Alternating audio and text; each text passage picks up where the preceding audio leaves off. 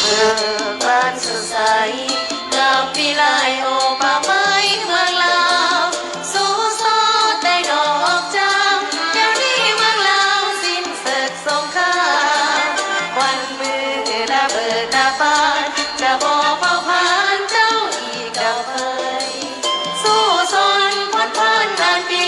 จนถึงวันนี้ชีวิตเจ้าสดใสวันมุสาวลามันไม่วันพุทธามาลามันไม่แต่การกิ่งไม้ประดับเมืองเราให้สวยงามเราจะเป็นละนาปีแค่เสียปนเราแทนแทนปนเราสมเสยใจสนา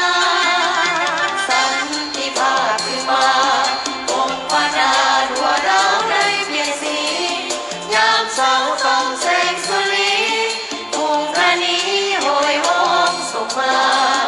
เห็นมวลหมู่สักุระมิเจอใจมาสุโบราณแน่ยอดดีการนำสงสัยผู้สาป่าไม้ที่เขียวสดงดงามสร้างเมืองลาวเมืองสวยงามสร้างเมืองลาวเมืองสวยงามเพื่อแผ่สงครามเพียงผู้กันนำมา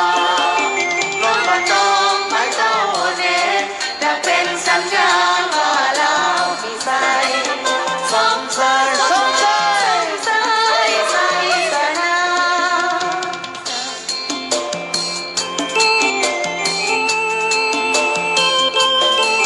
ขอเชิญแก้วเกี้ยวแก้วแหลมเบิกบานสดใสงามวิไลโอป่าไม้เมืองลาวสู้โซ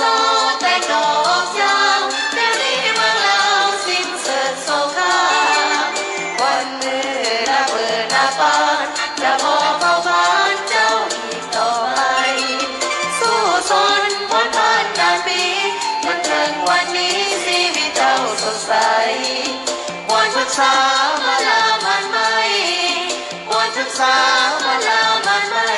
แต่การกิ่งไม้ประดับเมืองเราให้สวยงามเจ้าจะเป็นละนาที่แค่เสียปนเราแทนปนเราสมเสยใจสนาสันติภาพขึ้นมาพงพนาทั่วดาวได้เปลี่ยนสียามเช้าต้องแสงสุรีทุ่งธานีโหยหงสุขมาเห็นมวลหมู่สักุระมิเจอใจมาสุโบราณแน่ยอดมีการนำสงสัยผู้ป่าป่าไม้ที่เขียวสดงดงามสร้างเมืองลาวเมืองสวยงาม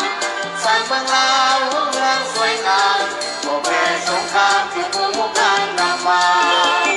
ลงมาจองไม้เจ้าเด่นจะเป็นสัญ